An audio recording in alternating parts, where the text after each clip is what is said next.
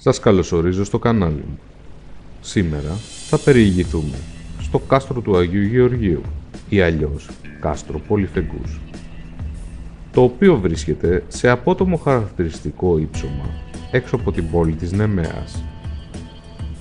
Η προέλευσή του είναι φραγκική και σύμφωνα με γαλλικές πηγές είναι κατασκευή του 13ου αιώνα.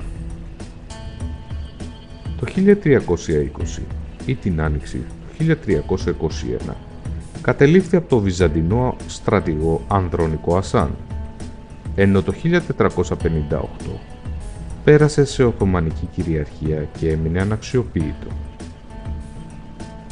Ο βράχος είναι γνωστός και ως Παναγία των Βράχων εξαιτίας της μονής που βρίσκεται πάνω του.